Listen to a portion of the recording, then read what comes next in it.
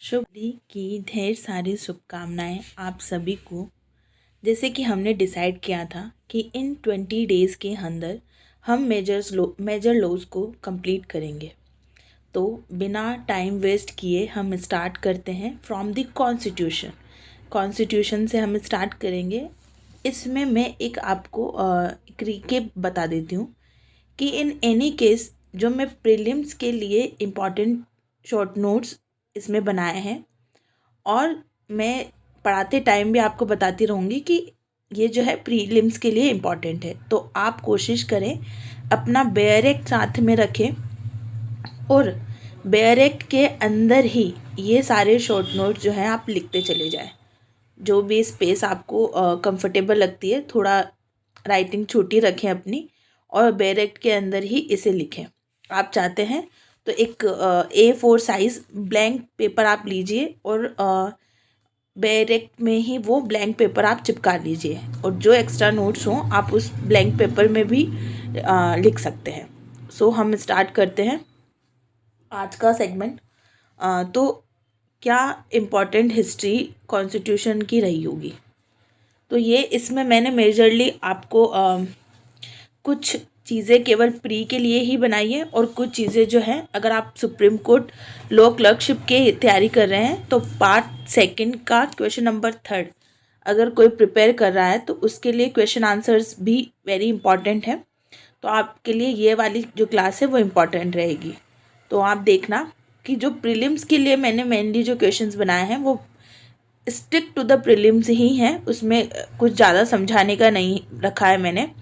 लेकिन जो मेंस के लिए जिन्हें कॉन्सेप्ट समझना है उनके लिए मैंने कॉन्सेप्ट भी अच्छे से समझाया है। ठीक है, तो फर्स्ट हम स्टार्ट करते हैं कि फर्स्ट सुप्रीम कोर्ट कहाँ बना था। तो ये रेगुलेटिंग एक्ट 1773 से आया है, कोलकाता में बना है इन 1774। इसमें एक चीफ जस्टिस थे प्लस 30 अदर जजेस थे। फर्स्ट गवर्नर जनरल जो है वो भी रेगुलेटिंग एक्ट 1773 से आए, वो लॉर्ड वारेन हेस्टिंग जो है फर्स्ट गवर्नर जनरल है। नाउ इसी रेगुलेटिंग एक्ट में कुछ अमेंड करने के लिए ये एक्ट लाया गया, that is amending act of 1781। इन्होंने क्या कहा, एग्जेम्प्ट कर दिया सुप्रीम कोर्ट की जुरिस्डिक्शन से गवर्नर जनरल को। नाउ जो सुप्रीम कोर्ट की जुरिस्डिक्शन है वो जीजी पे अप्लाई नहीं होगी, और जितनी भी अपील्स हैं और प्रोविंशियल कोर्ट वो कहाँ जाएगी, गवर्नर जनरल के पास जाएगी, जीजी के पास जाएगी, नॉट टू द कोर्ट के पास नहीं जाएगी। नाउ पिट्स इंडिया एक्ट 1784, इन्होंने दोनों सब्जेक्ट को जो है वो अलग अलग बताया। इन्होंने डिफ्रेंशिएशन किया between the commercial and political function. For the commercial purpose इन्होंने कोर्ट ऑफ डायरेक्टर्स बनाए, and for the political function इन्होंने बोर्ड ऑफ कंट्रोल बनाए। इन्होंने डबल गवर्नमेंट की जो है बात करी इन अ पिट्स इंडिया एक्ट 1784। ये सब प्रीलिम्स के लिए ही ज़्यादा इम्पॉर्टेंट है, तो आप इसे इन मेरी अगर तरीके से बनाना चाहते हैं तो आप यही कोशिश करो, अपने बेयर एक्ट में ही इसे लिख लो। Charter act of 1793। Now charter act आया, जब भी हम देखेंगे कि जब चार्टर एक्ट आया तो इनमें 20 डेज़ का जो है वो अंतर होता है, क्योंकि जो ईस्ट इंडिया कंपनी थी उनके जो चार्टर्स थे वो हर 20 साल में जो बदले। तो आप 1793 से लेके 1853 तक 20-20 काउंट करके भी याद कर सकते हो, और ये भी देख सकते हो कि 20 साल बाद में क्या चेंज हुआ होगा। ठीक है, तो सबसे पहले 1793 वाले चार्टर में जो ईस्ट इंडिया कंपनी थी उसकी मोनोपोली इन अ ट्रेड जो है वो 20 साल तक एक्सटेंड कर दी थी। ओके, और एक्सटेंड कर ली फॉर 20 ईयर्स। नाउ 1813 में जो ट्रेड मोनोपोली थी of the east India company जो है वो एंडेड की गई, लेकिन उन्होंने क्या कहा, sovereignty of a British crown over a company. अब कंपनी के ऊपर है ना ऑलमोस्ट पावर किसकी आ गई है, ब्रिटिश क्राउन की। अभी तो कंपनी के ऊपर पावर आई है, कंपनी से हट के इंडिया पे डायरेक्ट पावर आ जाएगी। ठीक है, तो ये वही चार्टर था जब ब्रिटिश क्राउन का जो पावर था ओवर द कंपनी सॉवरेन हो गया था इन 1813 चार्टर। नाउ 1833 में क्या हुआ, British colonialism of the India जो है वो मान लिया गया था कि जो इंडिया है वो क्या है, कॉलोना किसके अधीन है, ब्रिटिश की कॉलोनी में। ठीक है, नाउ जीजी ऑफ इंडिया वर्ड आ गया था, इंडियन काउंसिल वर्ड आ गया था। First governor general of India कौन थे, लॉर्ड विलियम बेंटिक थे। एक कमीशन बनाया गया जिसे इंडियन लॉ कमीशन बोला। उन्होंने ये कमीशन बनाया क्यों गया था, to codify all Indian laws, जितने भी इंडियन लॉज थे उनको कोडिफाई करने के लिए इंडियन लॉ कमीशन बनाया गया था इन 1833 चार्टर। नाउ 1853 में क्या हुआ, इन्होंने ये एक इम्पॉर्टेंट है फॉर द प्री पर्पस, इन्होंने सेपरेट किया लेजिस्लेटिव एंड एग्जीक्यूटिव फंक्शंस को। इन्होंने इंट्रोड्यूस किया लोकल रिप्रेजेंटेशन को इन देयर गवर्नमेंट। इन्होंने लेजिस्लेटिव विंग को क्या कहा, मिनी पार्लियामेंट कहा। या इस चार्टर के अंदर ओपन कंपटीशन सिस्टम को इंट्रोड्यूस किया गया, मतलब कि एग्ज़ाम हो सकता है सिविल सर्विस का। Macaulay committee was appointed to Indian civil services in 1854। Law member जो है इन्होंने बनाया which is a fourth member, और उसके पास राइट टू वोट भी था। नाउ क्राउन रूल्स आ गए। ये जो था कंपनी का रूल जो था वो 1853 तक ही रहा। मैं पहले कंपनी का जो था direct basically east India company का ट्रेड से जो था वो जुरिस्डिक्शन लेना इंडिया में था। धीरे धीरे क्या हुआ, एडमिनिस्ट्रेटिव में चेंज होने लग गया, और कंपनी का तो था ही, लेकिन कंपनी पे डायरेक्ट जो जुरिस्डिक्शन था वो ब्रिटिश क्राउन को हो गया। नाउ अब कंपनी वपनी जो मीडिएटर था वो सब ख़त्म कर दिया। नाउ क्राउन ही जो है वो डायरेक्ट रूल रखती है ओवर द इंडिया। तो क्राउन रूल आया 1858 से लेके जब तक उन्हें भगाना दिया गया 1947 तक। तो गवर्नमेंट ऑफ इंडिया एक्ट 1858 इसने अबॉलिश कर दिया ईस्ट इंडिया कंपनी को। नाउ हम किससे गवर्न हो रहे हैं, ब्रिटिश क्राउन से। अब कौन आएगा, वाइस रॉय आएगा, हु इज़ लॉर्ड कैनिंग। इन्होंने बनाया सेक्रेटरी ऑफ द स्टेट। जो पुरानी जो सारे रूल्स रेगुलेशन है चेंज हो गया, वाइस रॉय आ गया और सेक्रेटरी ऑफ द स्टेट आ गया। इस सेक्रेटरी ऑफ स्टेट में 15 मेंबर थे ऑफ काउंसिल ऑफ इंडिया। ठीक है, it is a advisory body. Now यही सेम क्या है, इंडियन काउंसिल्स एक्ट 1861। ठीक है, वाइस रॉय ने क्या किया, नॉमिनेट किया सम इंडियंस को as a non official member. ठीक है, 3 इंडियंस थे, राजा ऑफ बनारस, महाराजा ऑफ पटियाला और श्री दिनकर राव। इन तीनों लोगों को नॉन ऑफिशियल मेंबर्स की तरह वाइस रॉय ने अपॉइंट किया। इन्होंने पोर्टफोलियो सिस्टम को इंट्रोड्यूस किया। अब पोर्टफोलियो सिस्टम क्या है, पोर्टफोलियो सिस्टम में क्या होता है कि ऑफिसर्स को या ऑफिशियल्स को जो है डिपार्टमेंट्स का इंचार्ज बना दिया जाता है, and they can take a decision on behalf of council of minister without the advice of ministry. ठीक है, तो वो जो डिपार्टमेंट का जो ऑफिशियल जिसको इंचार्ज बना दिया गया है, जैसे फॉर एग्जांपल और जैसे घर में ही एक छोटा सा कोई फंक्शन है, मल्टीपल काम है, तो किसी को कैटरिंग का काम दे दिया, किसी को डिनर का काम दे दिया, किसी को संगीत का काम दे दिया, तो they will take incharge of their department, और वो अब जो है पूरे फंक्शन के बिहाफ पे जो है डिसीजन ले सकते हैं संगीत का without taking permissions and all. तो यही जो है पोर्टफोलियो सिस्टम है कि जो इंचार्ज है डिपार्टमेंट का वो जो है डिसीजन ले सकता है on behalf of whole council. Now Indian councils act 1892 क्या है, इसमें क्या हुआ, इन्होंने इलेक्शन को जो है वो मेंशन किया, लेकिन अभी भी जो है इनडायरेक्ट इलेक्शन और लिमिटेड टाइप ऑफ इलेक्शंस ही इसमें हो रहे थे। अब वेरी वेरी इंपॉर्टेंट है Indian council act 1909, Morley Minto reforms भी इसे बोलते हैं। ये एक डायरेक्ट सवाल भी आ जाता है प्रीलिम्स में कि मोर्ले मिंटो रिफॉर्म्स जो हैं वो कौन सी काउंसिल एक्ट से आया है, तो it comes from Indian council act 1909 से। इन्होंने क्या क्या बढ़िया चीज़ें बताई, मतलब इसमें क्या एक नया चीज़ें थी। तो इसमें जो फर्स्ट थी, it is separate electorate of the Muslim was introduce, जहाँ पे केवल मुस्लिम ही वोट कर सकते थे फॉर द मुस्लिम कैंडिडेट्स। और लॉर्ड मिंटो, जिसे रिफॉर्म्स ही इसी के नाम से आया, तो लॉर्ड मिंटो को क्या बोला गया, फादर ऑफ कम्युनल इलेक्टोरेट। क्यों? क्योंकि इन्होंने कम्युनल बेसिस पे इलेक्शंस जो है वो इंट्रोड्यूस किए थे। Indians were allowed in a election of vice Roy for the first time.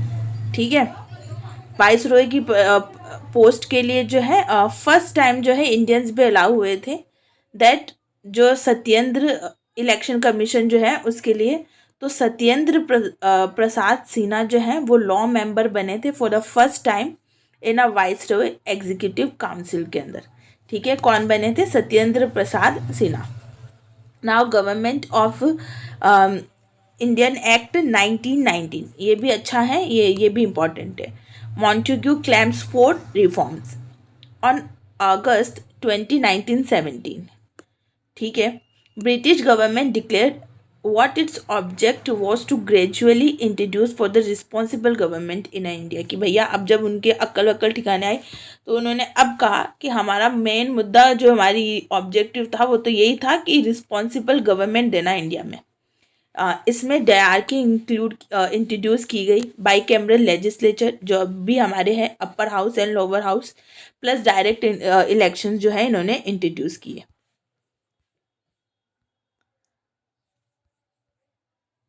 Now ये मैंने एक आपको क्विक ओवरव्यू दे दिया है about the history of the constitution. और ये जहाँ तक है ये एक मेंस के लिए इम्पॉर्टेंट है, कुछ सवाल बन जाते हैं फॉर द पॉलिटी, जिनके भी एग्ज़ाम में पॉलिटी आ रही हो, जैसे जेएलओ में कुछ आ जाते हैं पॉलिटी के क्वेश्चंस, तो उनके लिए जो है ये इम्पॉर्टेंट रहने वाला है। नाउ फॉर द नेक्स्ट हम जो है स्टार्ट करते हैं। तो गवर्नमेंट ऑफ इंडियन एक्ट 1935 के साइलेंट फीचर्स क्या थे? तो ये जो एक्ट है ये ही हमारा जो है बेंचमार्क बोल दो, इसी पे जो है मोस्ट ऑफ आवर कॉन्स्टिट्यूशन जो करंटली है वो बेस्ड है। ठीक है, the government of Indian act was a basis on which constitution was so draft. ठीक है, it is a lengthiest and detailed document having 321 sections and 10 schedules. इन्होंने क्या किया? It introduce dyarchy at the centre. इन्होंने centre पे तो dyarchy थी, लेकिन जिसमें इन्होंने क्या किए, 3 सब्जेक्ट जो है वो बनाए इन्होंने। ठीक है, 3 लिस्ट जो है इन्होंने बनाई for distributing legislative powers, federal list, provincial list and concurrent list. ठीक है, अब जो फेडरल लिस्ट है ना उसमें भी क्या किया इन्होंने, 2 सब्जेक्ट्स डाले, रिजर्व्ड एंड ट्रांसफर्ड। जो रिजर्व्ड सब्जेक्ट्स हैं वो कंट्रोल्ड हैं by the governor general who administrated them with the help of 3 councillors appointed. 3 councillors जो अपॉइंटेड है उनके साथ जीजी जो है वो रिजर्व सब्जेक्ट को कंट्रोल करती है। एंड ये जो है वो रिस्पॉन्सिबल भी नहीं है टूवर्ड्स द लेजिस्लेचर। लेकिन जो ट्रांसफर सब्जेक्ट है वो एडमिनिस्ट्रेटेड बाय द जीजी है with the council of ministers, और मेंबर कितने होने चाहिए, नॉट मोर देन 10। और ये जो है वो रिस्पॉन्सिबल है विद द लेजिस्लेचर, और ये एक्ट करेंगे in confidence with the legislature. तो आपको समझ में आ गया what is a reserved subject and what is a transfer subject. और ये 3 लिस्ट समझ में आ गई, federal list, provincial list and concurrent list. अगर अब ऐसा कोई भी मैटर है जो इन लिस्ट में नहीं इंक्लूड है, तो ये गवर्नर जनरल यानी कि GG in his discretion could empowers either the federal legislature और provincial legislature to make a laws on such specified subjects, कि वो एम्पावर कर सकता है कि कौन इस पे जो है इन लिस्ट में अगर कोई सब्जेक्ट इंक्लूड नहीं है तो कौन उस पर लॉज बना सकता है। GG was empower to issue a ordinance in a case of urgency when the federal legislature was not in a session, कि जब लेजिस्लेचर सेशन में नहीं है तो वो जो जीजी है वो ऑर्डिनेंस बना सकते हैं। नाउ इसी 1935 वाले एक्ट में फेडरल कोर्ट इस्टेब्लिश हुआ। हमने कोलकाता वाला देख लिया था 1774 में, यहाँ फेडरल कोर्ट इस्टेब्लिश हुआ। Federal court had a chief justice and 6 other जजेस से ज़्यादा नहीं हो सकते, plus not more than 6 other जजेस। The court had a original appellate advisory jurisdiction. ठीक है, और कोर्ट की जुरिस्डिक्शन कहाँ पे? Over whole British of India and federal states. This act made a central legislature bicameral comprising of two houses. Legislative assembly जो कि हमारी 3 साल का टेन्योर रखती है. काउंसिल ऑफ स्टेट्स जो कि 5 साल का टेन्योर रखती है. Legislature of Bombay, Bengal, Madras, Bihar, Assam and united provinces were made bicameral. इनको भी इन प्रोविंस, वैसे तो सेंट्रल में ही है बाइकैमरलिज्म, लेकिन ये जो प्रोविंसेस थे इनको भी बाइकैमरलिज्म बनाया. बॉम्बे, बंगाल, मद्रास, बिहार, असम, ठीक है, and united provinces. Now it created all Indian federation. इन्होंने ऑल इंडिया फेडरेशन भी किया, लेकिन ड्यू टू सपोर्ट नहीं आया, तो ये जो है never come into force. Now the act also provided for the establishment of reserve bank of India, federal, provincial as well as joint public service commission भी इन्होंने बनाया. ठीक है, तो 1935 का एक्ट जो है आप अच्छे से पढ़ लीजिए, ये मेंस के लिए भी इम्पॉर्टेंट है. नाउ साइमन कमीशन की थोड़ा हिस्ट्री देख लेते हैं. बिफोर 1935 से पहले क्या हुआ था. तो साइमन कमीशन 1927 आया. इसमें 7 मेंबर थे. Statutory commission appointed for the 2 years before is schedule. Leader इसका हेड कौन था? Sir John Simon. उन्हीं के नाम से आया ये. इन्होंने डायर की अबॉलिश करी. इन्होंने रिस्पॉन्सिबल गवर्नमेंट इन प्रोविंसेस को एक्सपेंड किया. 3 राउंड कॉन्फ्रेंस हुई थी. White papers on the constitution reforms आए. मतलब बेसिकली इन्होंने रिफॉर्म्स लाए कि अब जो है क्या क्या है ना, भारत के लिए रिफॉर्म्स आने चाहिए. तो जो रिफॉर्म्स थे जो साइमन कमीशन ने इंट्रोड्यूस किए थे वो गवर्नमेंट ऑफ इंडिया ने 1935 में ही इंट्रोड्यूस किए गए थे. नाउ इंडियन इंडिपेंडेंस एक्ट 1947 कि जब भारत और पाकिस्तान जब पार्टीशन उनका हुआ तो क्या जो कंडीशंस थी वो हमारा इंडियन इंडिपेंडेंस एक्ट 1947 बनाता है. तो बेसिकली ये पार्टीशन प्लान को इफेक्ट में लाने के लिए ही जो है वो आया था. In February 1947 the British prime minister सीमेन Attlee declared that the British rule in India would ended by June 30, 1948. कि उन्होंने भैया कैलिमेंट एटली ने बोल दिया कि जो है ये ब्रिटिश रूल जो है वो जून 30, 1948 तक जो है समाप्त हो जाएगा इंडिया में. अब ब्रिटिश रूल नहीं रहने वाला. तो इन जून 1947 इसी के लिए लॉर्ड माउंटबेटन प्लान है वो आया, that is called partition plan. तो पार्टीशन प्लान ही माउंटबेटन प्लान है. इसके प्लान्स के फीचर्स क्या थे? The act provide for the partition of India and creation of 2 independent dominions of the India and Pakistan with the right to seat from the British commonwealth. ठीक है, कि इन दोनों को, इनके लिए पार्टीशन का प्लान बनाया, दोनों को इंडिपेंडेंट गवर्नमेंट कि भैया तुम जो है ब्रिटिश कॉमनवेल्थ से जो है छुटकारा पा सकते हो. It ended the British rule in India and declared India as a independent and sovereign state from August 15, 1947. ठीक है, इन्होंने ब्रिटिश रूल को जो है ख़त्म कर दिया और 15 अगस्त 1947 को जो है इंडिपेंडेंट जो है डिक्लेयर कर दिया इंडिया को. The paramountcy of the British crown over the Indian state जो है लैप्स हो गई हैं और जो वाइस रॉय का ऑफिस था वो भी अबॉलिश हो गया है. It abolish the office of secretary of the state for the India and transferred is functions to the secretary of the state for the commonwealth affairs.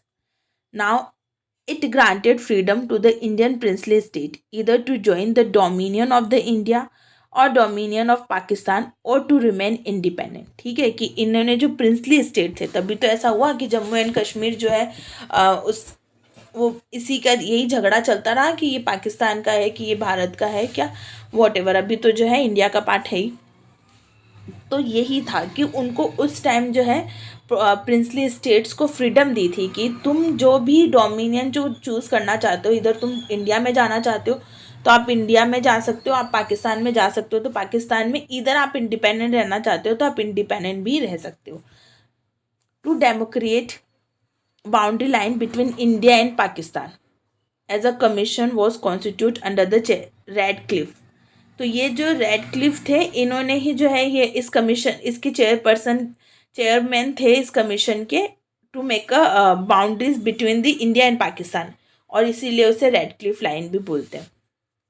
Lord Mountbatten become the first governor general of the free dominion India and Rajagopalachari जो थे वो first governor general थे of the free India.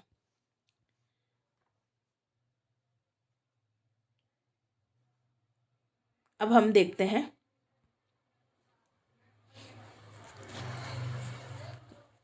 2 minute का break ले लेते हैं, फिर हम स्टार्ट करते हैं वापस से।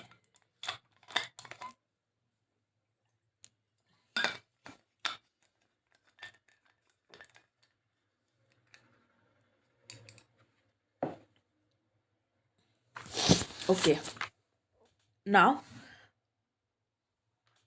जब हम देखते हैं तो जो ये कॉन्स्टिट्यूएंट असेंबली जो है वो क्या है एंड क्या चेंजेस आए हैं due to making of the constituent assembly by Indian independence act 1947। ठीक है, तो द कॉन्स्टिट्यूएंट असेंबली जो है वो कॉन्स्टिट्यूटेड हुई थी इन नवंबर 1946 under the scheme formulated by the cabinet mission plan. इसमें थे कौन? ये जो 3 लोग हैं, लॉरेंस, क्रिप्स एंड एलेक्जेंडर। हमें वैसे भी पूरा ऐसे लिखने के लिए याद नहीं करना है, फॉर द प्री पर्पस हम ये देख सकते हैं कि इन एनी केस अगर ये 3 पूछे कि माई कैबिनेट मिशन प्लान में कौन थे 3 लोग, तो लॉरेंस, क्रिप्स एंड एलेक्जेंडर। ठीक है, तो तीनों जो है आप याद कर लीजिए। Now the cabinet mission plan जो है वो फॉर्मुलेट हुआ। इसमें क्या जो कमीशन बनी, सॉरी असेंबली बनी, द कॉन्स्टिट्यूएंट असेंबली में जो टोटल स्ट्रेंथ थी वो 389 थी। Of these 296 states were allotted to the British India and 93 seats to the princely states. ठीक है, कि जो उनमें से 389 के अंदर 93 सीट्स तो प्रिंसली स्टेट को दी थी एंड 296 जो है वो ब्रिटिश इंडिया को दी थी। Seats allocated to each British provinces were to be divided among the 3 principal committees, Muslim, Sikh and general. अब ये जो इन्होंने सीट भी बांटी, इन्होंने 3 भाग दे दिए, मुस्लिम, सिख और general, except Muslims and Sikh in proportion to their population. और बाकी जो जनरल में है तो अकॉर्डिंग टू देयर पॉपुलेशन जो है वो उनको सीट अलोकेट की गई। ठीक है, तो 3 मतलब मान लो रिजर्वेशन रखी गई फॉर द मुस्लिम और सिख। ठीक है, the representation of each community were to be elected by member of that community in the provincial legislative assembly and voting was to be done by method of proportional representation by means of single transferable vote. Direct election है plus single transferable vote से जो है election होगा। ठीक है, the representative of the princely states were to be nominated by the head of the princely states. और जो princely state की रिप्रेजेंटेटिव है वो कौन नॉमिनेट करेंगे? Head of the princely states. The election to constituent assembly for the 296 seats it वो हमें समझ में आ गया, वर हेल्ड इन जुलाई अगस्त 1946। तो पहला जो इलेक्शन हुआ था वो जुलाई अगस्त 1946 में हुआ for the 296 seats. And Indian national congress, जिसे हम INC भी बोल सकते हैं, won 208 seat and the Muslim league ने जो थी वो 73 सीट्स की and the small group and independent got the remaining 15 seat. और बाकी जो और स्मॉल ग्रुप्स और इंडिपेंडेंट थे उन्होंने 15, लेकिन सबसे ज़्यादा कांग्रेस पार्टी ने ही, इंडियन नेशनल कांग्रेस ने ही जो है 208 सीट जो है वो ली थी। However, the 93 seats allocated to the princely state were not filled as they decided to stay away from the constituent assembly। भाई princely state ने तो अपने जो है वो पैर ही पीछे रख लिए कि हमें तो जो आना ही नहीं है। तो केवल किन सीट्स के लिए 296 के लिए इलेक्शन हुए। The Constituent Assembly held its first meeting on a December 9, 1946। कि जो कॉन्स्टिट्यूएंट असेंबली की पहली जो मीटिंग थी, इलेक्शन तो हो गया था जुलाई अगस्त में, मीटिंग दिसंबर 9, 1946 में पहली हुई। एंड द मुस्लिम लीग ने जो है वो बायकॉट कर दिया द मीटिंग और उन्होंने कहा कि भैया हमें तो पाकिस्तान ही चाहिए। The meeting was attended by only 211 members। Doctor Sachchidananda Sinha was elected as a temporary president of the assembly. और जो सचिनंदा सिन्हा थे वो क्या बने? टेम्प्रेरी प्रेसिडेंट बने for the assembly. Following letter then जो हमारे राजेंद्र प्रसाद थे वो एज अ प्रेसिडेंट जो है वो अपॉइंट इलेक्ट हुए। ठीक है। नाउ अब जो इंडिपेंडेंस एक्ट 1947 के बाद क्या चेंजेस हुए। The assembly was made a fully sovereign body which could frame a constitution as it pleased। जैसा उनका मन आएगा असेंबली, अब भैया इंडिया इज़ अ फ्री, तो जो असेंबली सॉवरेन बॉडी बन चुकी है, अब जैसा कॉन्स्टिट्यूशन बनाना चाहे वो बना सकते हैं। And the act empowered the assembly to abrogate and alter any law made by the British Parliament in relation to the India। The assembly also became a legislative body. In other words, two separate functions were assigned to the assembly, that is, making of the constitution for free India and enacting for the ordinary laws for the country। Got it? कि भैया अब assembly laws भी बनाएंगी, constitution तो बनाना ही है, laws ordinary laws भी जो है वो ये असेंबली ही बनाने वाली है, तो ये लेजिस्लेटिव बॉडी बन चुकी है। Now, the Muslim League members hailing from the area, including in the Pakistan, withdrawing from the Constituent Assembly for the India. Consequently, the total strength of assembly come down to 299 as against 389।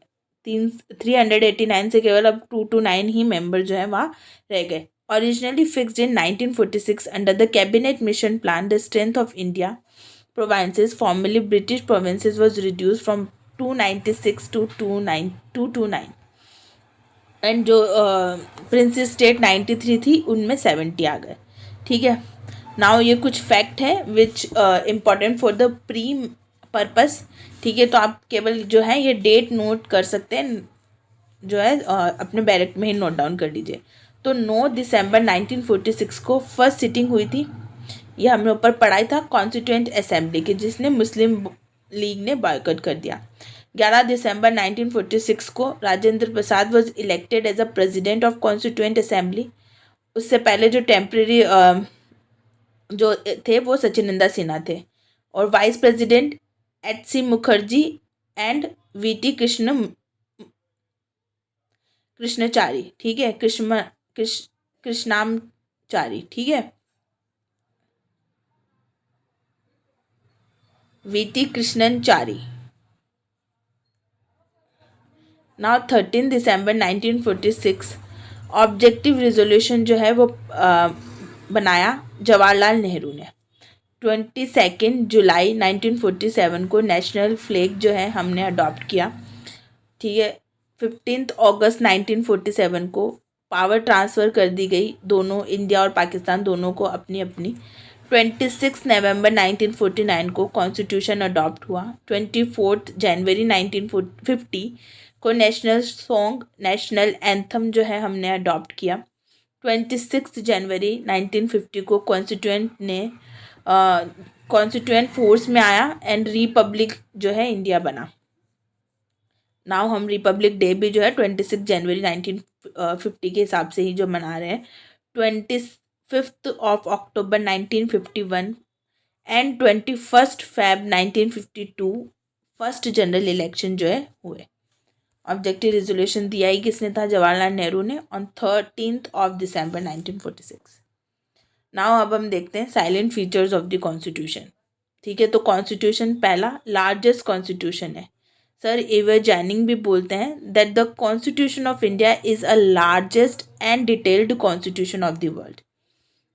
इसमें शुरुआत में starting में 22 parts थे, 395 articles and 8 schedules है। Presently 12 schedule है हमारे पास। Now word sovereign, socialist, secular, democratic and republic क्या है? तो इनमें से जो सोशलिस्ट और सेक्युलर वर्ड है वो 42nd कॉन्स्टिट्यूशनल अमेंडमेंट 1976 से आया है। और क्या हमारा जो गवर्नमेंट है वो पार्लियामेंट्री फॉर्म ऑफ गवर्नमेंट है। तो India has a parliamentary form of government at centre as well as state.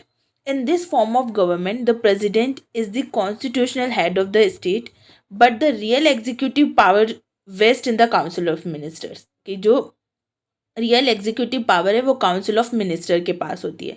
They are responsible to the legislature. India has followed British model in this respect. constitutionally, the head of the state enjoys a former constitutional position and the executive power is vested in him, but he is not the real executive functionary. तो real power किसके पास होती है? Council of ministers के पास होती है. They are responsible to the legislature. तो parliamentary form of government जो है वो हमारा कॉन्स्टिट्यूशन है. नाउ फंडामेंटल राइट्स हैं जो हमने बोरो किए हैं from the USA. Directive principle of state policy है जो हमने आयरलैंड से बोरो किए हैं. ऑस्टिन कहते हैं that the fundamental right is a soul of the constitution. KC Wheare बोलते हैं directive principle as little more than a manifesto of the aims and aspirations. ठीक है. अब आता है यूनिवर्सल अडल्ट सफरेज. ये जो है 61th कॉन्स्टिट्यूशनल अमेंडमेंट 1989 से आर्टिकल 329 में आया. इन्होंने 18 से जो 21 से जो है 18 एज कर दी है for the voting rights. Blend of, अब ये जो हमारा कॉन्स्टिट्यूशन क्या है, blending of rigidity and flexibility है. Federal constitution with the centralised tendency है. इंडिपेंडेंट जुडिशरी है. सिंगल सिटीजनशिप है. सेक्युलर स्टेट है. Fundamental duties, emergency provisions and judicial reviews. Now what you mean by the independent judiciary? तो impartial judiciary with the power of judicial review is essential for the protection of the right. जरूरी है independent judiciary का impartial होना plus उनके पास judicial review की power होना. Supreme court is considered to be a guardian of the constitution. Following are the provisions of the constitution ensure independency of the judiciary. First one, the procedure of appointment of the judges is through the collegium of the judges. हम कैसे मान लें कि जो judiciary है वो independent है? तो ये जो तरीके हैं कि पहला जो है कि जजेस का अपॉइंटमेंट जो है वो कॉलेजियम प्रोसेस से होता है, ना कि एग्जीक्यूटिव जो है उन्हें अपॉइंट कर रहे हैं. Executive has no absolute discretion in appointment of the जजेस. सेकेंडली, सिक्योरिटी ऑफ टेन्योर, ऐसे ही जो है वो रिमूव नहीं हो जाते हैं. एक स्ट्रिक्ट फॉर्म ऑफ जो है आपको प्रोसीजर फॉलो करना पड़ेगा टू रिमूव द जजेस. तो सिक्योरिटी ऑफ टेन्योर होती है इज गारंटेड टू एवरी जजेस. Provision for the removal of जजेस is a quite tough under article 124 and 218. No discussion can be take place in the legislature of the state or in a parliament with respect to conduct of any judges of Supreme Court or High Court in the discharge of his duties. तो basically जो है about the conduct of judges of Supreme Court और High Court जो है वो discussion नहीं किया जा सकता in a parliament and legislature of the state. तो ये भी जो है उनको प्रोटेक्शन दी गई है अंडर आर्टिकल 121 एंड 121 एंड 211 में. Now expenditure in respect of the salary and allowances of जजेस is not put to vote of the legislature. क्या भैया इन पे लेजिस्लेचर वोट नहीं कर सकती कि जजेस को कितनी सैलरी मिलनी चाहिए या उनके सैलरीज के रिगार्ड में. Under article 146 and 229. Constitution debars the judges of Supreme Court from pleading or appearing before the court or judicial authorities in India even after retirement. कि इवन आफ्टर रिटायरमेंट भी जो है उनको प्लीडिंग से है ना प्रोटेक्ट किया गया, डीबार किया गया जजेस ऑफ द सुप्रीम कोर्ट कि उनको यूं ही जो है आप बुला नहीं सकते इन अ कोर्ट और जुडिशियल अथॉरिटी में for pleading and appearing under article 124 सब close 7 and 220.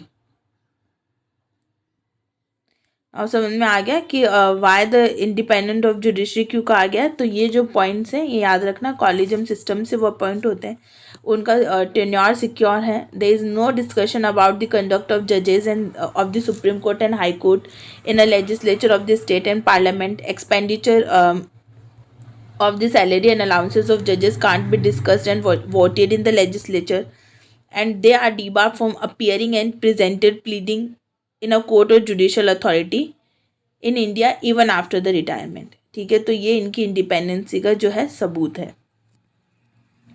Now federal constitution. तो क्या हमारा कॉन्स्टिट्यूशन कैसा है? फेडरल है या यूनिटरी है या ब्लेंडेड ऑफ टू है। तो बेसिकली ब्लेंडेड ऑफ टू है, ऐसा भी नहीं कह सकते कि इट्स टोटली फेडरल है या टोटली यूनिटरी है, ब्लेंडेड ऑफ टू है। बहुत यूनिटरी एंड फेडरल जो है इसमें देखने को मिलते हैं कॉन्स्टिट्यूशन में। तो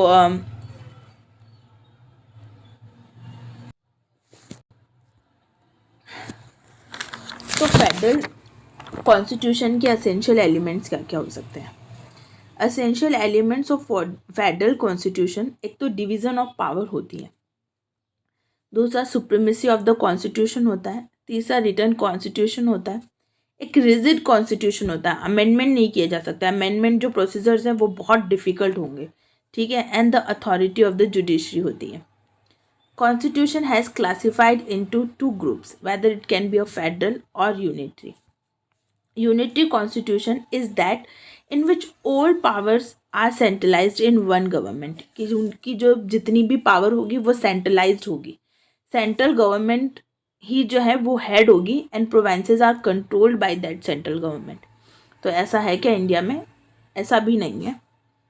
where in a federal constitution there is a division of power in a center and state government, and both are independent in their own spheres when the whole federal system revolves around the base core of the distribution of power।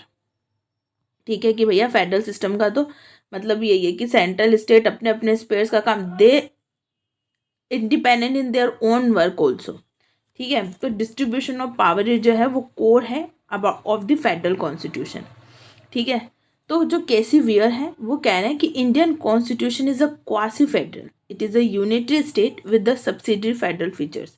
मतलब इनका ये कहना है कि जो constitution है ना वो यूनिटरी स्टेट ज़्यादा है और फेडरल फीचर्स उसमें कम है, rather than federal state with the subsidiary unitary features. तो केसी वियर्स तो है, कह रहे हैं भैया यूनिटरी स्टेट क्वासी फेडरल है, ये यूनिटरी इसमें ज़्यादा है, यूनिटरी की जो कंडीशन से वो ज़्यादा है with the subsidiary federal features के साथ। लेकिन प्रोफेसर जैनिंग बोलते हैं that Indian constitution as a federalism with the strong centralise tendency, ठीक है कि फेडरलिज्म है लेकिन सेंट्रलिज्म जो है वो ज़्यादा है, स्ट्रॉन्ग सेंट्रलाइज टेंडेंसी है।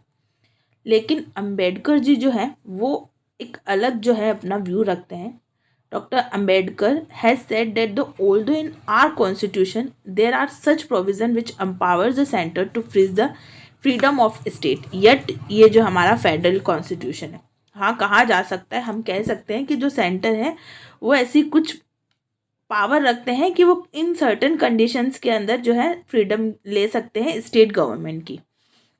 According to the doctor B R Ambedkar, Article 1 of the Constitution uses the word union instead of the federation. The word union was deliberately selected for following two reasons, कि deliberately select किया गया क्यों? पहला, Indian union is not a result of agreement by the state, कि ऐसा नहीं है कि इंडिया जो बना है वो संघ बना है वो इसलिए बना है क्योंकि it is there is a agreement between the state. No, the state has no freedom to secede from the union, और स्टेट के पास कोई अधिकार भी नहीं है कि वो इस इंडिया से जो है वो सीड कर सकें। नाउ इस पे हम कुछ जजमेंट्स देख लेते हैं। State of West Bengal versus union of India, इसमें माइनॉरिटी व्यूज़ थे। जो सुब्बा राव थे उन्होंने कहा कि जो इंडियन कॉन्स्टिट्यूशन है ना वो फेडरल है। फिर आया state of Karnataka versus union of India and central island water transport corporation versus Nath Ganguly, उन्होंने भी जो है यही जो स्टेट वेस्ट बंगाल का जो केस था उसी को फॉलो किया।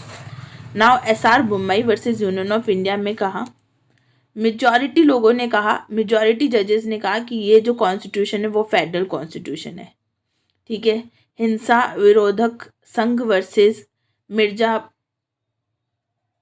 मोती कुरैशी, उन्होंने क्या कहा कि though the country may be divided into different states for the convenience of the administration, the country is one integral whole, कि हाँ भाई हमने स्टेट्स में बांट रखा है फॉर एडमिनिस्ट्रेशन, काम कन्वीनियंटली हो सके, लेकिन हम देखेंगे तो जो इंडिया है वो एक होल एक कंट्री है, ठीक है। अब नाउ देखते हैं फेडरल स्ट्रक्चर्स के जो है, फेडरल हमने देखा अभी की क्या है, इंडिया कैसी है, यूनिटरी प्रोविजंस क्या है हमने सब देखे। नाउ अब कब माने जाएंगे कि that is a federal structure? तो ड्यूरिंग इमरजेंसी, सॉरी, हमने देखा फेडरल स्ट्रक्चर्स ऊपर क्या क्या हो सकते हैं। ठीक है, अब हम देख रहे हैं कि कब इंडियन कॉन्स्टिट्यूशन जो है डाइवर्ट हो रही है फ्रॉम देयर फेडरल स्ट्रक्चर्स। तो जनरली तो इंडिया फेडरल स्ट्रक्चर की तरह ही कॉन्स्टिट्यूशन फेडरल ही है, लेकिन बस इन कंडीशंस में जो है वो इन डाइवर्ट हो रही है from the federal structures. During emergency union can make a laws in relation to the matter in a state list, कि ड्यूरिंग एमरजेंसी जो है यूनियन जो है वो लॉज बना सकता है for the state list. Union parliament can alter names, area, boundaries of the existing states और क्रिएट और abolish the states. There is a provision for single citizenship, no separate citizenship for the seats. Single citizenship का भी provision है और कोई भी separate citizenship नहीं है for the state. The rule of a repugnancy operating in favour of the union parliament, कि अगर देर इज़ अ इनकन्सिस्टेंसी या कोई भी डाउट होता है for the rule making power, तो यूनियन पार्लियामेंट का जो लॉ बना है दैट विल बी ऑपरेटिंग। ना power of the union to issue administrative directions to the state, administrative directions भी दे सकती है। And power of president to appoint the governor of the state, और स्टेट का गवर्नर भी कौन अपॉइंट करेगा? प्रेसिडेंट अपॉइंट करेगा। And creation of all India services. तो ये जो है सर्टन कंडीशंस है when our constitution divert from the federal structures. ठीक है, नाउ हमने फेडरलिज्म देख लिया। Now what is a separation of power, और क्या हमारा जो कॉन्स्टिट्यूशन है वो मतलब एग्जैक्टली सेपरेशन ऑफ पावर को फॉलो करता है क्या, या मतलब स्ट्रिक्ट सेपरेशन ऑफ पावर है, उस पर हम एम्फेसाइज करते हैं। The doctrine of the separation of power emphasises the mutual exclusiveness of the three organs, कि ये जो तीनों हैं वो अपने अपने एरिया में जो है वो अलग है। ठीक है, that is a legislature, executive and judiciary. According to this doctrine, the legislature can't exercise executive or judicial power. Legislature उनका काम नहीं कर सकता, एग्जीक्यूटिव लेजिस्लेटिव जुडिशियल काम नहीं कर सकता, एंड जुडिशरी जो है इन दोनों का काम नहीं कर सकता। और मॉन्स्टिक्यू यही कह रहा है कि दैट द सेपरेशन, जो सेपरेशन ऑफ पावर है, it is a spirit of law. Now India की क्या कंडीशन है? तो under Indian constitution the executive power is vested in president, legislative power is vested in parliament, and the judicial power is vested in the supreme court. ठीक है, although the constitution has not recognized the doctrine of separation of power in a absolute rigidity, कि हम मान रहे हैं कि हमारा constitution absolute rigidity से तो सेपरेशन ऑफ पावर को फॉलो नहीं कर रहा है, क्योंकि there is a coordination between, although they are separate organs, legislative, executive and judiciary, but there is a coordination between these three, and one and another जो है वो सुपरविजन पावर भी रखते हैं ओवर द अदर। जैसे कि judicial power है, judicial review की पावर है, एक्टिविज्म है। तब जुडिशरी क्या कर रही है? The law made by the executive and legislature उनके ऊपर निगरानी तो रख रही है कि whether they are violative to the constitution, whether they are violative to the basic structure of the constitution. तो ये सब जो चीज़ें हैं, जो डॉक्ट्राइन है सेपरेशन ऑफ पावर, वो स्ट्रिक्टली तो रिजिड नहीं है, लगती है हमारे कॉन्स्टिट्यूशन पे, लेकिन the functions of the different part और branches of the government have sufficiently differentiated. लेकिन हम ये कह सकते हैं कि जो इन तीनों का काम है वो हमने डिफरेंट करा है ना। Ram Jawaya Kapur versus state of Punjab का केस है। Supreme court held that the constitution does not recognise separation of power in its absolute rigidity. Absolute rigidity में नहीं समझ रही है। ठीक है, हम एब्सोल्यूटली फॉलो नहीं कर रहे हैं about the separation of power को। Supreme court advocates on record association versus union of India 2016, ये याद रखना कि the one of the element of separation of power is a system of check and balances. जैसे मैंने बोला judicial activism, judicial review क्या है? ये चेक एंड बैलेंसेस ही तो है, दूसरे काम को ही तो देखा जा रहा है। तो ये भी एक इंटीग्रल पार्ट ही है of the separation of power. ये किसने कहा था? Supreme court advocates on record association versus union of India. अब हमने वैसे तो देख ही लिया है कि our constitution is a parliamentary form of government, लेकिन हम क्या समझते हैं from the parliamentary and presidential form of government से? These are primarily two types of governance system, कि ये जो है दो तरीके के जो है गवर्नमेंट सिस्टम है. First one is a parliamentary and presidential. First, the Indian Constitution has established a parliamentary form of government. This system is a similar for both the central and the state government. It is all similar to the government system of the England. जैसे हमारा Indian constitution, जैसे England का जैसे government system है, वैसे ही हमारा India का, और हम पार्लियामेंट्री फॉर्म ऑफ गवर्नमेंट को फॉलो कर रहे हैं. In the parliamentary system, the position of the president is the same as the emperor of the England. The president is the teetotaler head of the government, and the real power are vested in the elected representative called Council of Ministers. And the prime minister is the head of Council of Ministers, and the Council of Ministers is a collective responsible to the parliament. Okay कि prime minister council of minister का head होगा और council of minister collectively responsible होंगे to the parliament. In this system, the executive is responsible to the legislature. Although according to the constitution, all executive power vests in the president, but he uses them only on the aid and advice of the council of minister. ठीक है कि हाँ भाई, हम कह रहे हैं कि सारी एग्जीक्यूटिव पावर प्रेसिडेंट के पास ही, लेकिन वो काम भी किसके एड एंड एडवाइस पे करेगा? Of the council of minister. ठीक है. Ram Jaya Kapoor versus state of Punjab. हमें देख ही लिया कि हमने हमारे कॉन्स्टिट्यूशन में कौन सा फॉर्म ऑफ गवर्नमेंट अडॉप्ट किया है, parliamentary form of government. In Shamsher Singh versus state of Punjab, court ने क्या हेल्ड किया? The power to appoint and dismiss the judicial officers working in a subordinate courts lies with the executive, which can be used by the president and the governor on advice of his council of minister. वो किसकी appointment और dismiss करना भी किसके ऊपर चलेगा? Council of minister की add and advice पे.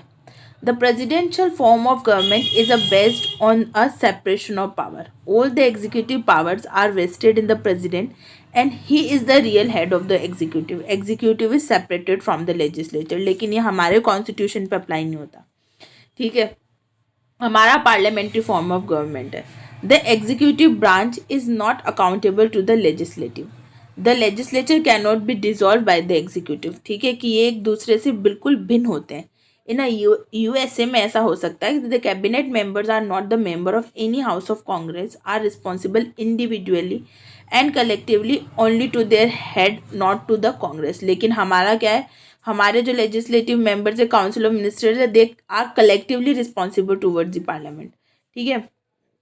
तो समझ में आ गया प्रेसिडेंशियल फॉर्म ऑफ गवर्नमेंट और parliamentary form of government difference, और हमारे इंडिया पे क्या अप्लाई होता है. ठीक है. नाउ हम चलते हैं प्रीएम्बल पे. What is the preamble? Preamble है क्या? तो एम हिदायतुल्ला जे क्या बोलते हैं कि the preamble is a soul of our constitution which lays down pattern of our political society. यही हमारी सब कुछ जो है वो प्रीएम्बल ही है, और ये हमें बताते हैं, ये हमें बताया हमारे पॉलिटिकल सोसाइटी का पैटर्न. ठीक है. The preamble of the constitution is based on the objective resolutions drafted by the Pandit Nehru and adopted by the Constituent Assembly.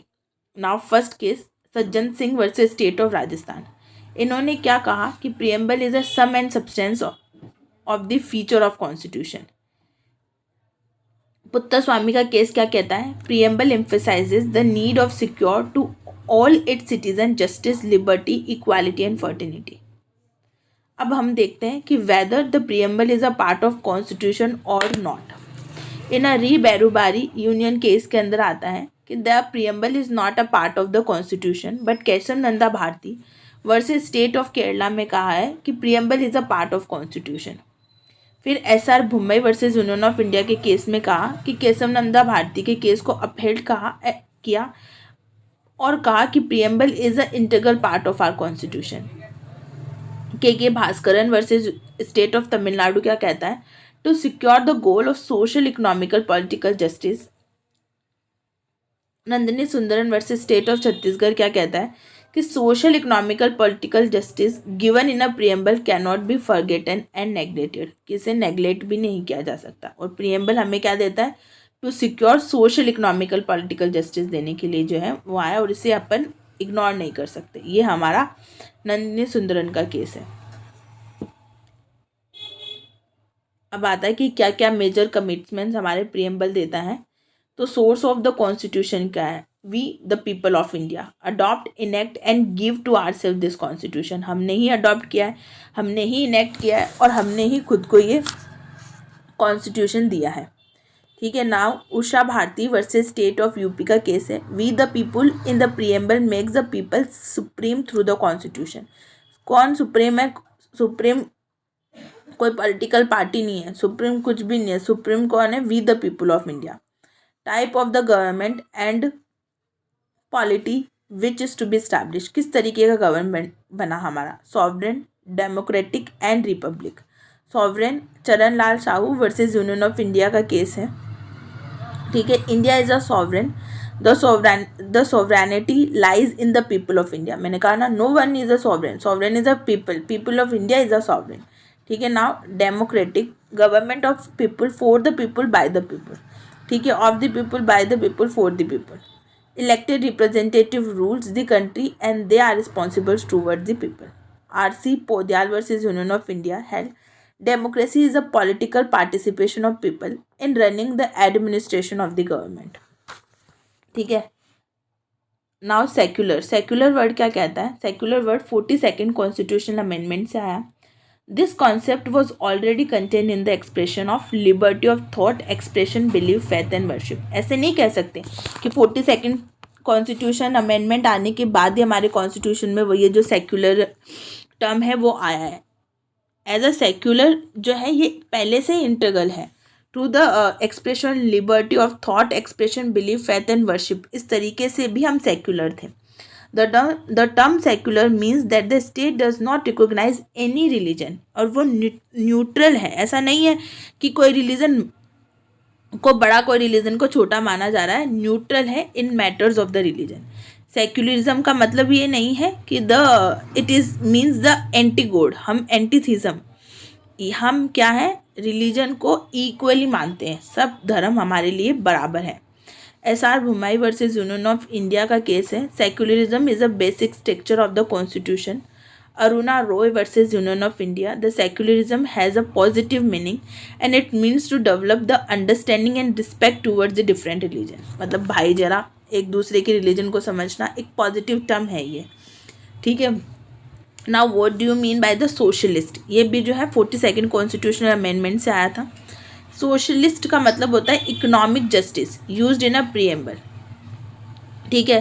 Directive principle of state में ये पहले से दे रखा है under article 39B and 39C of the flag bearer of social economical justice. The word socialist aims to eliminate the inequalities in income, status and standard of the living। कि सबका जो है सोशलिस्ट मतलब सबकी जिंदगी इनइक्वालिटीज ऑफ इनकम ना हो, richer can be rich, मतलब अमीर अमीर होता जाए, गरीब गरीब होता जाए, ऐसा ना हो। स्टैंडर्ड ऑफ लिविंग में इनइक्वालिटीज बहुत ज़्यादा ना हो। Excel Wear versus union of India 1979। Principles of the socialism should not be interpreted and implemented to extent that it totally ignores the interest of the private ownership। मतलब ऐसा देखा जाए तो हम देखेंगे तो यार मतलब थोड़ा बहुत तो जो है स्टैंडर्ड ऑफ लिविंग में चेंज होता है ना सोसाइटी में। ऐसा थोड़ी है कि हर इंसान का स्टैंडर्ड ऑफ लिविंग जो है वो सेम है। ये कह रहा वो बहुत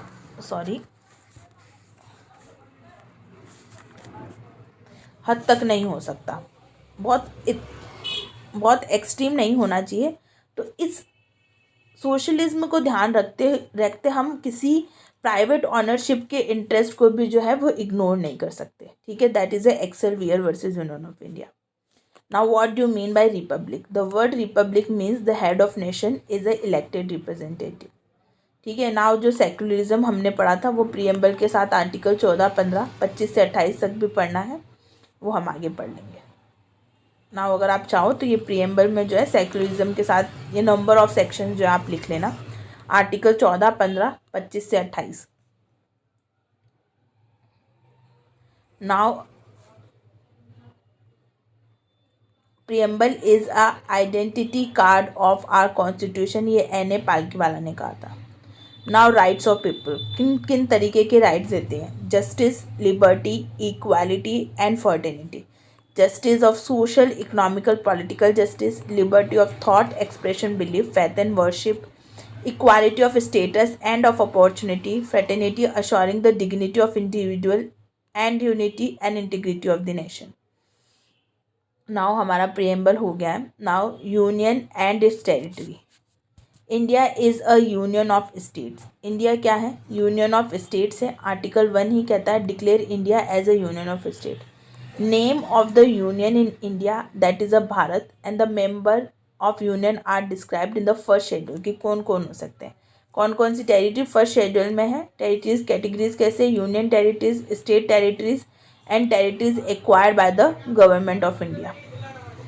नाउ क्या प्रोसीजर है for the creation of the new state and the change of the boundaries etc of the existing state. तो आर्टिकल 2 बोलता है द पार्लियामेंट में बाय लॉज एडमिट कर सकता है इनटू यूनियन और इस्टेब्लिश कर सकता है नया, बिल्कुल नया state on such term and condition as a think fit. तो नया स्टेट जब एडमिट किया जा रहा है, इस्टेब्लिश किया जा रहा है, that is article 3, that is article 2.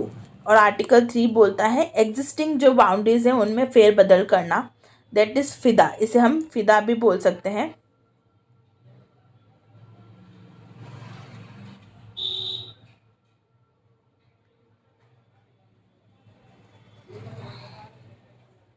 एक सेकंड देना आप मुझे, बैरक मेरे को खोलने देना.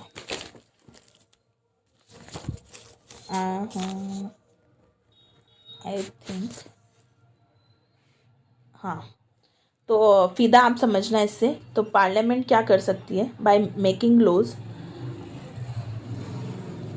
फॉर्मेशन ऑफ न्यू स्टेट कर सकती है, नया बना सकती है. एफ, ठीक है. Bye separating territory from any state, और या दो स्टेट्स को मिला के या यूनियन टेरिटरीज को. आई, इंक्रीजिंग कर सकती है area of state. D, area of any state को डिमिनिश कर सकती है. ए, ऑल्टर कर सकती है. और A, change of the name कर सकती है, alter the name of state. ठीक है. तो ये मैं आपको लिख के बता देती हूँ व्हाट इज फिदा.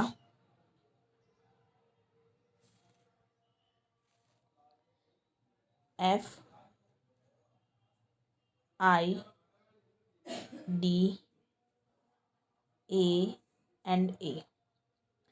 F is form of new state.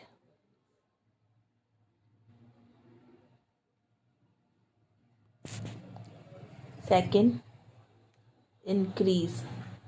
D, diminish. A, alter. And this is also change या alter of the name. Got it? तो ये जो है फिदा से आप इसे याद कर सकते हैं.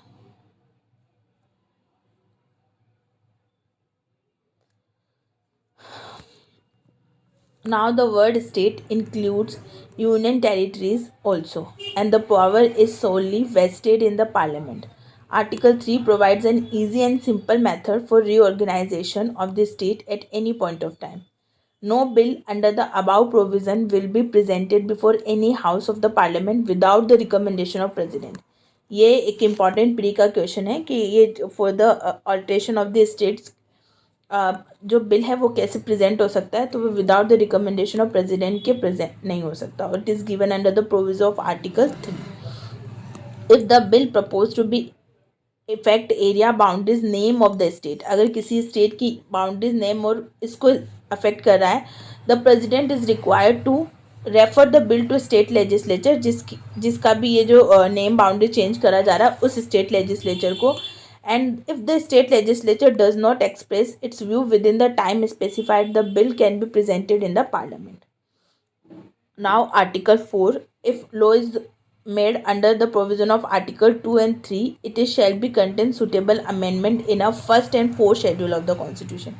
कि जब भी कोई बदलाव आर्टिकल 3 और 4 के थ्रू जब होगा in the boundaries of the states, तो वो फर्स्ट एंड फोर्थ शेड्यूल को भी अमेंड करेगा ऑफ द कॉन्स्टिट्यूशन.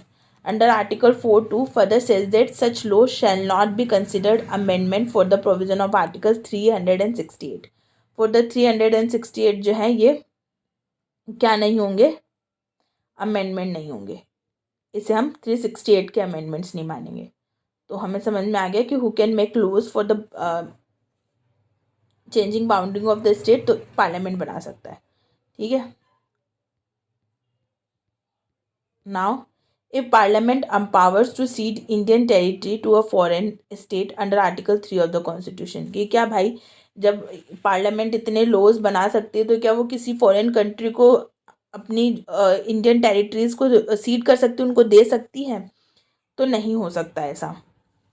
तो अंडर आर्टिकल 3 के सी में पार्लियामेंट में make a laws to increase and diminish the area of any state, whether this power also includes the power to cede Indian territory to the foreign state. ये re Berubari का case था.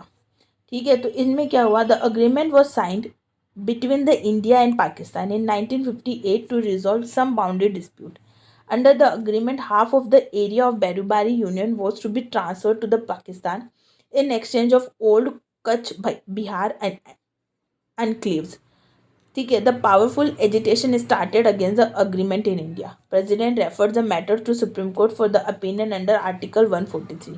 अब court के सामने क्या question आया कि whether any legislative action is necessary for the implementation of agreement relating to the Berubari union.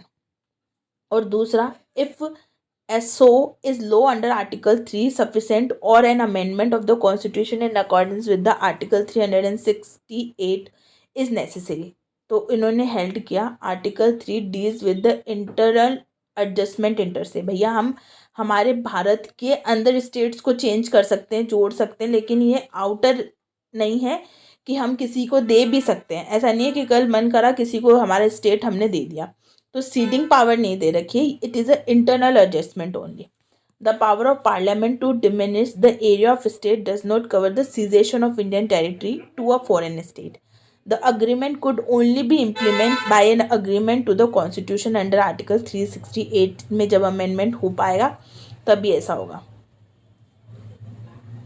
Now second segment है हमारा citizenship. What is a citizenship और what are a Indian citizens.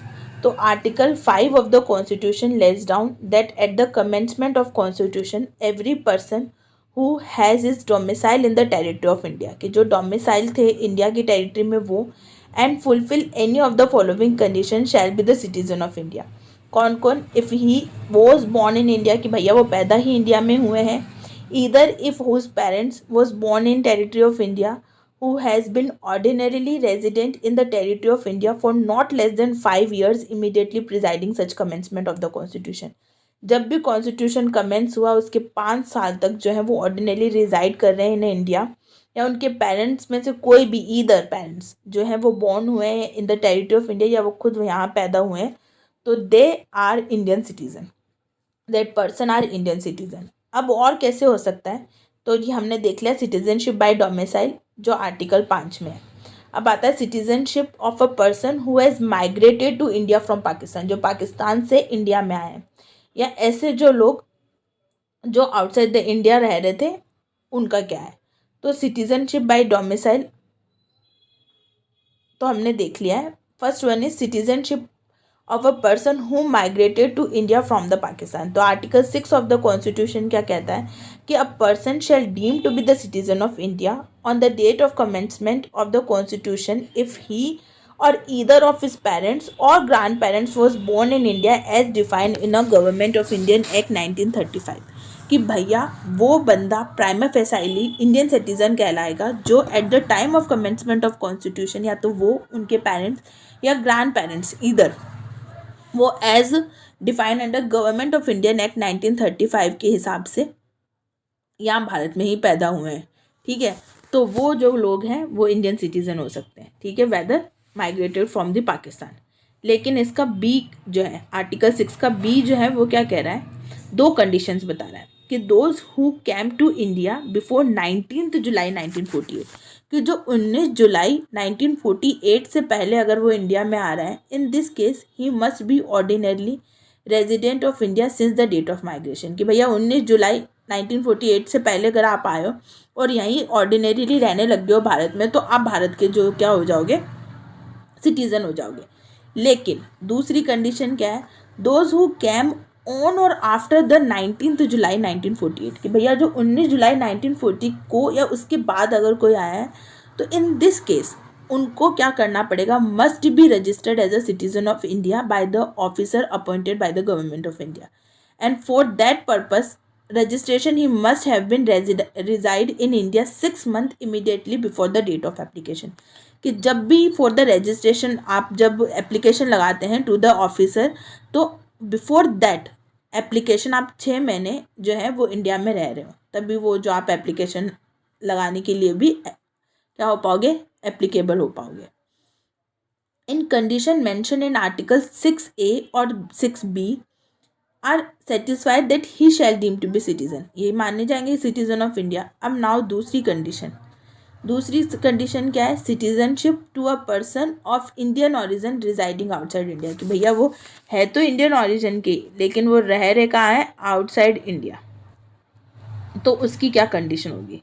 तो under article 8 provide that any person, article 8 provides that any person whose either of the parent or grandparent was born in India was defined as defined in Government of Indian Act 1935, and the person in ordinarily reside in India in any other country shall deem to be the citizen of India। भैया पैदा वैदा सब यही हुए हैं, बस ordinary resided दूसरी country में कर रहे हैं, तो वो भी क्या है, सिटीजन ऑफ इंडिया ही होंगे if he has been registered as citizen of India by the diplomatic and consular representation of India in that country. ठीक है, अगर वो रजिस्टर्ड है as a citizen of India. For that purpose registration of person has to be make an application to the diplomat and council representation, and the article 8 covers the overseas citizen having no domicile in the territory of India, unlike article 5 and 6. A person could become a citizen of India not only at the commencement of constitution but also subsequent date to such commencement। ठीक है, वो बाद में भी जो है हो सकते हैं, इवन दो जो है वो इंडिया में डोमिसाइल नहीं है। फॉर दैट पर्पस आप एक बार डायरेक्ट से आर्टिकल 7 लिख लीजिए। तो इसमें क्या होता है कि where the citizen of person जो है वो माइग्रेटेड हो जाते हैं टू द पाकिस्तान। ठीक है, तो जब भी अ person who has after the first day of March 1947, 1 मार्च 1947 के बाद अगर कोई भी पर्सन माइग्रेटेड हो रहा है from the territory of India to the territory of the Pakistan, ठीक है, तो वो जनरली क्या है, वो deem to be citizen of India नहीं होंगे, वो सीज टू बी सिटीजन हो जाएंगे। ठीक है, नाउ क्या है, आफ्टर हैविंग सो माइग्रेटेड, जब भी वो पाकिस्तान में एंड वो रिटर्न बैक होना चाहे in the territory of India, तो उन्हें परमिट लेनी पड़ेगी for the resettlement and permanent return issued by or under the authority of any law and such person for the purpose deem to be migrated. और उस person को अपन क्या मानेंगे कि वो माइग्रेटेड हुआ है आफ्टर द 19 जुलाई 1948, क्योंकि उससे अब क्या करना पड़ेगा, अगर वो वापस रिटर्न होना चाहता है, अगर वो 1 मार्च 1947 के बाद इंडिया से पाकिस्तान चला गया, वो पाकिस्तान से वापस अगर इंडिया में आना चाहता है तो उसे रीसेटलमेंट परमानेंट रिटर्न्स के लॉज के हिसाब से आना पड़ेगा, और ये माना जाएगा कि भैया वो 19 जुलाई 1948 के बाद में जो है वो इंडिया में आया है, और जो रूल्स ऊपर थे आफ्टर 19 जुलाई 1948 के, वही उस पर्सन के ऊपर अप्लाई होगा।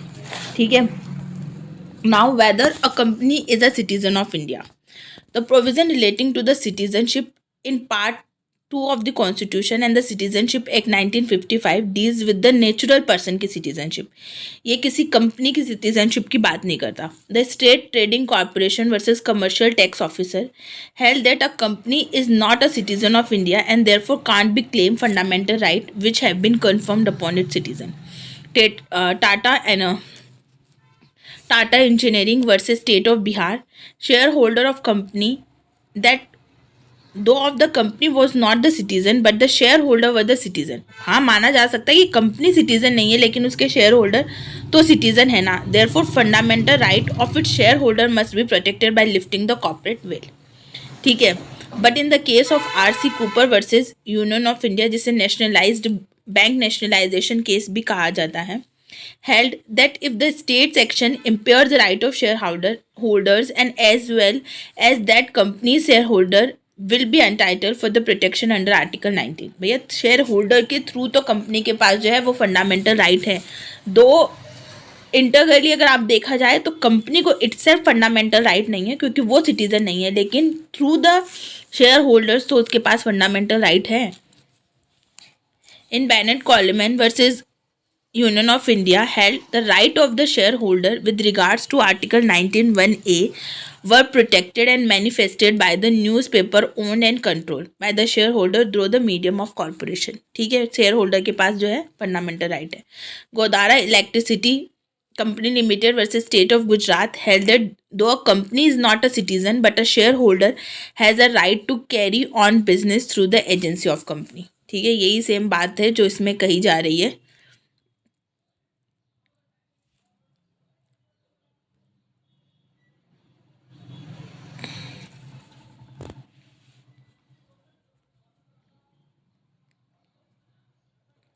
नाउ हम ये देख लेते हैं, ये जो बहुत विवादों में भी रहा है, citizenship amendment act 2019। For the current purpose मैं आपको ये थोड़ा इसका ओवरव्यू दे देती हूँ। ये जो है सिटीजनशिप अमेंडमेंट एक्ट 2019 जो है वो किसको अमेंड करते हुए आया है, सिटीजनशिप एक्ट 1955 को। The amendment act provide that the Hindus, Sikh, Buddhist, Jain, Parsis, Christians from the Afghanistan, Bangladesh and Pakistan who entered in India before December 31st 2012 will not be treated as a illegal migrant। कि इन लोगों को हम जो है illegal migrant की तरह count नहीं करेंगे। और वो ये विवादों में क्यों था इतना, क्योंकि इसमें जो है हिंदू, सिख, बुद्धिस्ट, जैन, पारसीज, क्रिश्चियन सब इसमें इंक्लूड किया गया, लेकिन इसमें जो मुस्लिम्स हैं उनको नहीं इंक्लूड किया गया था। दैट इज़ वाई ये जो एक्ट है वो पूरा विवादों से घिरा हुआ था। The legislation applies to those who were forced or compelled to seek a shelter in India due to prosecution on the ground of religion. ठीक है, क्या हुआ कि ये एक्ट इसलिए बनाया गया क्योंकि ये शेल्टर देना चाहता था उन लोगों को जो कि इंडिया में आने के लिए बाध्य हो गए थे due to on the ground of religion. ठीक है, it aims to protect such people from the proceeding of illegal migration. Amendment क्या आया, act create an exception for the Hindus, Sikh, Buddhist, Jain, Parsis, Christian from Afghanistan, Bangladesh and Pakistan with regard to their qualification. For these grounds the person 11 years requirement is now reduced to the 5 years। ठीक है, now applicability of the amendment act, the provision of amendment act for illegal migrant will not be applied to tribal areas of Assam पे apply नहीं होगा ये act, Meghalaya, Mizoram, Tripura पे apply नहीं होगा, includes in the 6th schedule of the constitution। it will also not apply to the inner lines area notified under the Bengal eastern frontiers regulation 1874 के अंदर। ठीक है, तो ये इनके ऊपर भी जो है अप्लाई नहीं होगा।